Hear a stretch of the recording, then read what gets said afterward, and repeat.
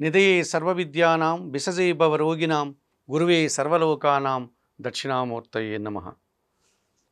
ఆంధ్రప్రభ భక్తి ఛానల్ ప్రేక్షకులందరికీ నమస్కారం. వారఫలం కార్యక్రమానికి స్వాగతం.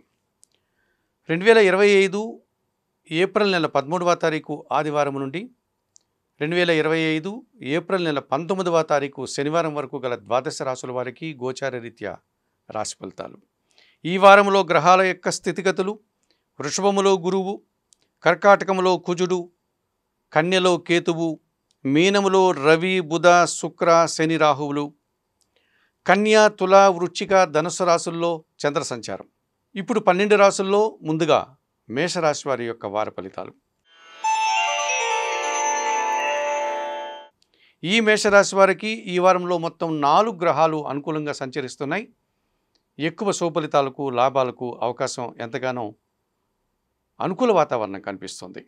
ఈ మేషరాశి వారికి ద్వితీయములో వృషభ రాశిలో గురు సంచారం వల్ల మీ మాటకు విలువ పెరుగుతుంది. కుటుంబంలో శుభకార్యాల ప్రస్తావన, సమాజంలో మంచి గుర్తింపు రావడానికి అవకాశం కనిపిస్తుంది. షష్టమ భావమైనటువంటి కన్యారాశిలో కేతు సంచారం వల్ల నిరాడంబరంగానే మీరు పోటీ ప్రపంచంలో మీదైనటువంటి శైలిలో విజయాలను సాధించుకుంటారు. భగవంతుని ఆశీస్సులు కూడా మీకు అనుకూలంగా ఉంది. రుణరోగ శత్రు విముక్తిని మీరు ఈ వారంలో పొందగలుగుతారు.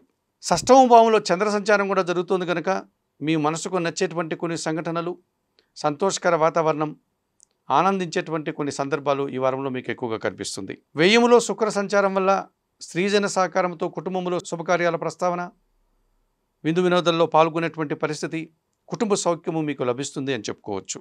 చతుర్థ భావములో కర్కాటక రాశిలో కుజ సంచారం వల్ల కుటుంబంలో కాస్త అశాంతి కార్యక్రమాలు జరగడానికి కానీ, లేకపోతే అధికంగా ఖర్చులు చేయడానికి కానీ అవకాశం కనిపిస్తుంది. ఈ రాశి వారికి ఈ వారంలో ఆది, సోమ, మంగళ, బుధవారాలు అనుకూలంగా ఉన్నాయి. దానాలు ఇచ్చేటువంటి క్రమంలో ఈ మేషరాశి వారు మంగళవారం రోజు 1 కేజీ కందిపప్పు కానీ, ఎర్ర కందిపప్పు కానీ మీ కుటుంబంలో పనిచేసే పనివారికి, పేదవారికి దానం చేయడం వల్ల మీరు ప్రశాంతంగా ఉండగలుగుతారు. స్తోత్ర పారాయణం విషయంలో ఈ మేషరాశి వారు సుబ్రహ్మణ్య కరావలంబ స్తోత్రాన్ని కానీ, సుబ్రహ్మణ్యాష్టకాన్ని కానీ చదువుకోవడం వల్ల సంతోషంగా ఉండగలుగుతారు. ఆలయ సందర్శన కార్యక్రమంలో భాగంగా మేషరాశి వారు సుబ్రహ్మణ్య స్వామిని సందర్శించి సుబ్రహ్మణ్య స్వామికి అభిషేకాది కార్యక్రమాలు నిర్వర్తించడం వల్ల, సుబ్రహ్మణ్య స్వామికి నిరంతరం మీరు నమస్కారం చేసుకోవడం వల్ల మరింతగా మంచి ఫలితాలను పొందగలుగుతారు.